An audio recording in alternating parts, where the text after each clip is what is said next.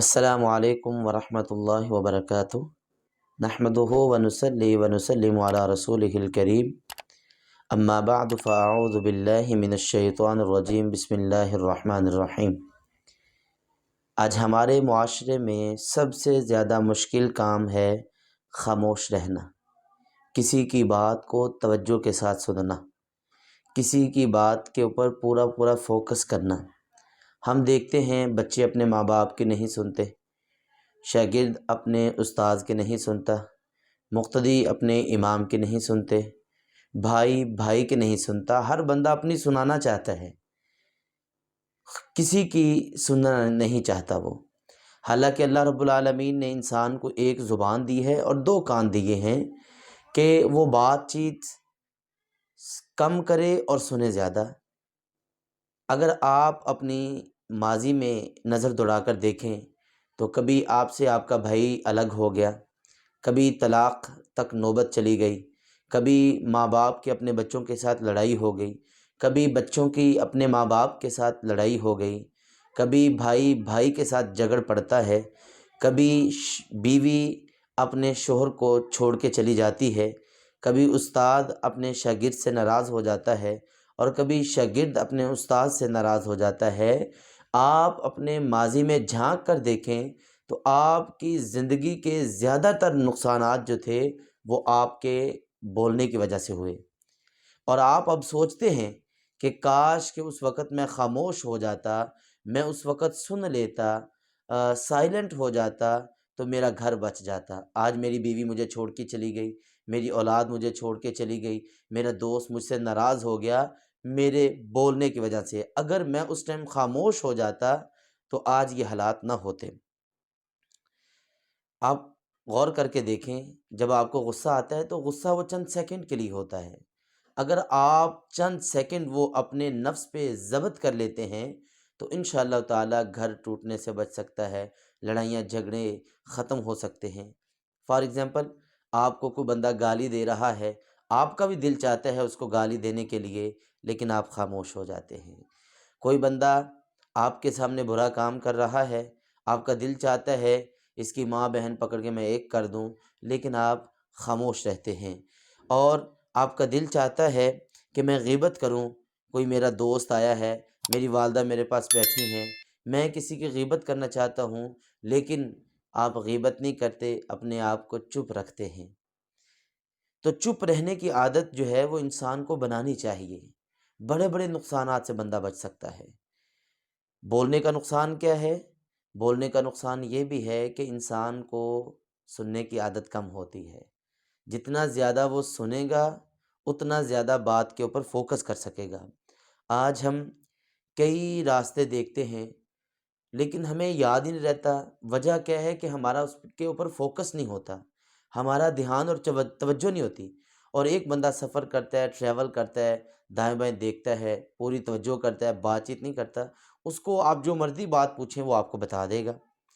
چپ رہ کر دوسروں کی بات سننے کا جو مزہ آتا ہے وہ ایک انوکھا ہی مزہ ہے۔ چپ رہ کر ہم کئی گناہوں سے بچ سکتے ہیں۔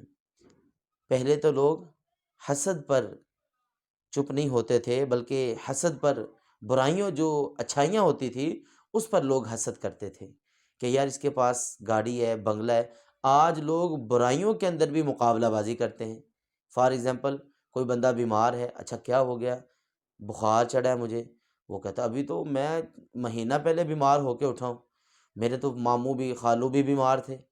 تسلی دینے کی بجائے آپ اس کے اوپر برے معاملات کر رہے ہیں اس کے ساتھ، تو ہماری بالکل وہ ٹیپ ریکارڈر شروع ہو جاتا ہے۔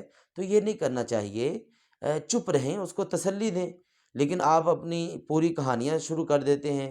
فار ایگزامپل، کوئی بندہ کہتا ہے یار مجھے ملیریا ہو گیا، مجھے بھی ملیریا ہوا، میری اماں کو بھی ہوا، میرے ابا کو بھی ہوا۔ بھائی تجھے یہ کس نے کہا کہ ٹیپ ریکارڈر شروع کرو؟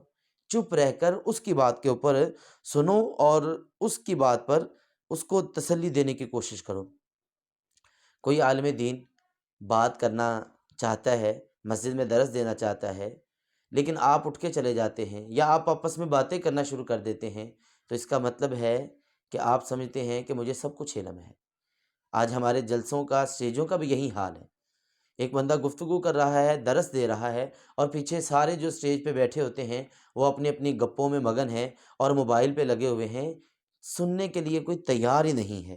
لیکن ہم یہ چاہتے ہیں کہ ہماری گفتگو سارے سنیں، تو چپ رہ کر آپ علم سیکھ سکتے ہیں، چپ رہ کر آپ دین سیکھ سکتے ہیں، چپ رہ کر آپ سامنے والے کو سمجھ سکتے ہیں۔ کوئی بندہ آپ سے لڑ رہا ہے، آپ سے بدتمیزی کر رہا ہے، آپ چپ رہ کر اس سے کچھ نہ کہیں، اس کی طرف دیکھتے رہیں۔ آپ چند سیکنڈ کے بعد آپ دیکھیے گا کہ اس کے چہرے کے آثار جو ہیں وہ کیسے تبدیل ہونا شروع ہو جاتے ہیں۔ تو چپ رہیں، چپ رہیں گے انشاءاللہ تعالی معاملات بہتر رہیں گے۔ اور اگر احادیث کی اگر بات کی جائے تو اللہ کے نبی صلی اللہ علیہ وسلم کی حدیث جامع ترمذی، نسائی، مشکات اور مسلم کے اندر بھی موجود ہے۔ آپ نے فرمایا من کان یؤمن باللہ والیوم الآخر فلیقل خیرا او لیسکت۔ آپ نے فرمایا جو بندہ اللہ پر اور قیامت کے دن پر جس کا ایمان ہے، اس کو چاہیے کہ جب بھی بات کرے اچھی کرے، اگر اچھی نہیں کرتا تو پھر چپ رہے۔ اسی طرح قرآن مجید میں اگر آپ دیکھتے ہیں تو اللہ رب العالمین فرماتے ہیں ما یلفظ من قول الا لدیہ رقیب عتید۔ جو بھی آپ اپنی زبان سے نکالتے ہیں اللہ کے نورانی فرشتے اس کو لکھ رہے ہیں۔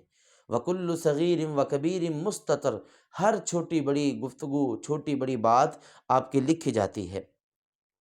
اور ایک حدیث میں تو یہ بھی ہے، اللہ کے نبی صلی اللہ علیہ وسلم نے فرمایا ایک انسان بالکل جنت کے قریب ہے، اس کے عمل اتنے پیارے ہیں کہ اس کے درمیان اور جنت کے درمیان میں ایک بالش کا فاصلہ رہ جاتا ہے۔ وہ ایسی زبان سے کچھ کلمات نکالتا ہے جو اللہ کو اتنے ناپسند ہیں، اتنے ناپسند ہیں کہ اللہ تبارک و تعالیٰ اس کے اوپر جہنم کو واجب کر دیتے ہیں۔ اور ایک بندہ ایسا ہے، نبی کریم صلی اللہ علیہ وسلم نے فرمایا کہ اس کے درمیان میں اور جہنم کے درمیان میں ایک بالش کا فاصلہ ہے، لیکن وہ اپنی زبان سے اچھے الفاظ نکالتا ہے تو اللہ تبارک و تعالیٰ اس کے لیے جنت واجب کر دیتے ہیں۔ اگر بندہ زیادہ بولتا ہے، زیادہ بولنے کی وجہ سے انسان کا دل جو ہے وہ سخت ہو جاتا ہے، رونا ختم ہو جاتا ہے بندے کا روب اور دبدبہ ختم ہو جاتا ہے۔ کب؟ جب بندہ ہر وقت بک بک اور لگا ہوا ہے بولنے میں۔ اگر ہم چپ سادھ لیں تو ہماری طرف سے فرشتے بھی جواب دیں گے۔ جس طرح ایک حدیث میں ہے، جناب ابو بکر رضی اللہ تعالیٰ عنہ کو ایک کافر کوئی آگے سے برا بھلا کہہ رہا تھا، حضرت ابو بکر صدیق رضی اللہ تعالیٰ عنہ خاموش کھڑے ہیں، نبی صلی اللہ علیہ وسلم بھی کھڑے ہیں، اور باتیں سن سن کے جناب ابو بکر رضی اللہ تعالیٰ عنہ نے آگے سے رپلائی کر دیا، تو نبی کریم صلی اللہ علیہ وسلم وہاں سے چل دیے۔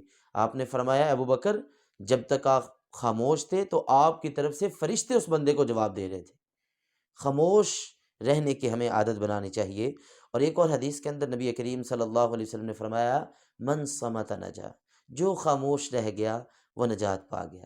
غیبت، چغلی، کینہ، بغض اور یہ بدعات، یہ شرک، یہ سارا کچھ ہم اپنی زبان سے کرتے ہیں۔ اگر ہم اپنی زبان کو کنٹرول میں کر لیں تو انشاءاللہ تعالی نبی صلی اللہ علیہ وسلم نے فرمایا من صمت نجا، جو خاموش رہا وہ نجات پا جائے گا۔ اگر آپ دیکھیں جو بندہ زیادہ بولتا ہے، کبھی ہم نے سوچا کہ زیادہ بولنے کی وجہ سے زیادہ حساب بھی دینا پڑے گا؟ جتنا زیادہ کو بولے گا اتنا زیادہ اس کو حساب دینا پڑے گا۔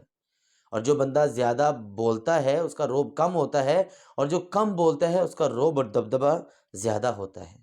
ایک ساس اور بہو کی لڑائی ہمارے استاد محترم نے ایک سنایا کہ ایک عورت، ایک بہو ایک عالم کے پاس گئی، مجھے تعویذ لکھ کے دے دے، میری ساس اور میرے سسر ہر وقت لڑتے رہتے ہیں، شوہر بھی لڑتا رہتا ہے، باتیں بناتا رہتا ہے۔ تو طرح طرح کے اس نے پیش کی۔ اس نے کہا ٹھیک ہے، میں آپ کو عذر تعویذ ایک دیتا ہوں، لیکن یہ بڑا دھیان سے رکھنے والا تعویذ ہے۔ ویسے تو ہم تعویذ کو صحیح نہیں سمجھتے، لیکن یہ مثال کے طور پر ہے کہ اگر آپ کا شوہر جب بات کر رہا ہو، جھگڑا کر رہا ہو، آپ نے یہ تعویذ اپنی دانتوں میں دبا کے رکھنا ہے، تو اس سے کیا ہوگا؟ آپ کا شوہر بول رہا ہے، تھوڑی دیر وہ بولے گا پھر خاموش ہو جائے گا۔ آپ کی ساس بول رہی ہے، آپ کے سسر بول رہے ہیں، تھوڑی دیر بولیں گے پھر ان کا غصہ ٹھنڈا ہو جائے گا، پھر معاملہ ختم ہو جائے گا۔ لیکن ہم نے دیکھا کئی عورتوں کو جو اپنے شوہر کے آگے سے بدتمیزیاں کرتی ہیں، طلاق ہو جاتی ہے۔ ہم نے دیکھا کہ شوہر اپنی بیوی کی پکڑ کے پٹائی کر دیتا ہے، وجہ کیا ہے؟ اس کا چپ نہ رہنا۔ تو جتنا ہم چپ رہیں گے اتنا انشاءاللہ تعالی ہمارے لیے بہتر ہوگا۔ اپنے آپ کو چپ رکھنے کی عادت بنا لیں، انشاءاللہ تعالی معاشرے میں ایک اچھا میسج جائے گا اور ایک ہماری اچھی عادت بن جائے گی۔ اللہ تعالی ہمیں توفیق عطا فرمائے۔